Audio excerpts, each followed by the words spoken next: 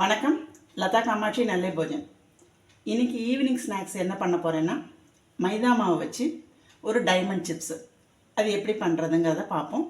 இப்போ அதுக்கு தேவையான பொருளை நான் சொல்கிறேன். ஒரு 1.25 டம்ளர், இந்த டம்ளருக்கு 1.25 டம்ளர் மைதா மாவு எடுத்துருக்கிறேன். 1/4 டீஸ்பூன் எள்ளு,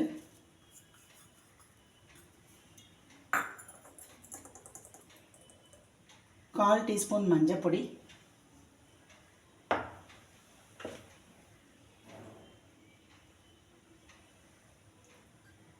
1/2 டீஸ்பூன் மிளகாய் பொடி,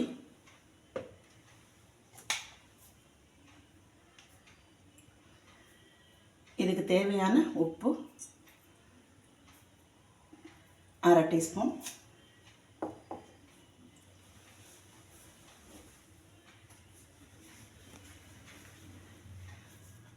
பெருங்காயம், தூள்காயம்,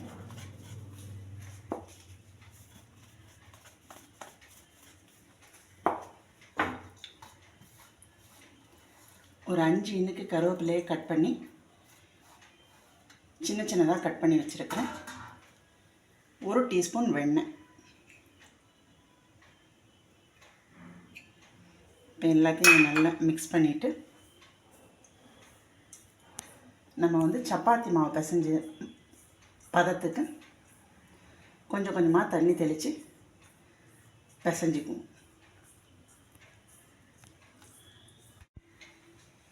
இப்போ சப்பாத்தி மாவு பதத்துக்கு மாவை நம்ம பிசைஞ்சிட்டோம். இப்போ சப்பாத்தி கட்டையில் வச்சு நல்லா தேய்ச்சிட்டு டைமண்டாக கட் பண்ணி எண்ணெயில் போட்டு பொரித்து எடுத்துட வேண்டியதான். இதை உங்களுக்கு நீங்கள் எந்த ஷேப்பில் வேணாலும் கட் பண்ணிக்கலாம்.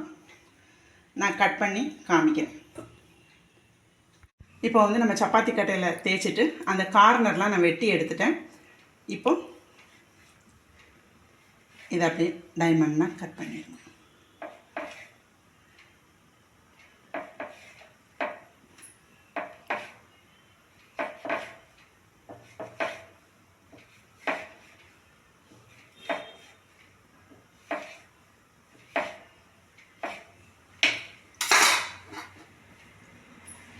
இதை அப்படியே நம்ம எண்ணெயில் போட்டு அப்படி ஒன்று ஒன்றா போட்டு பொரிச்சு எடுத்தால் டைமண்ட் சிப்ஸு.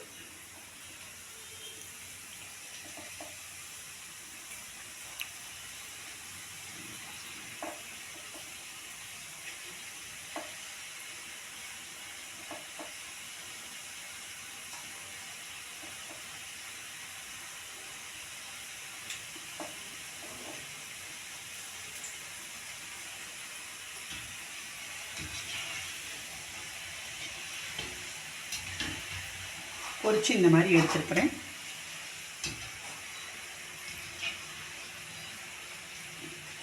இதை மாதிரி எல்லாத்தையும் பொரிச்சிட்டு நான் உங்கள்கிட்ட காமிக்கிறேன். இப்போ எல்லா சிப்ஸையும் நம்ம போட்டு எடுத்தாச்சு. நல்லா சத்தம் கேட்குது பாருங்க. நான் 1.25 டம்ளருக்கு இவ்வளோ சிப்ஸ் வந்திருக்கு.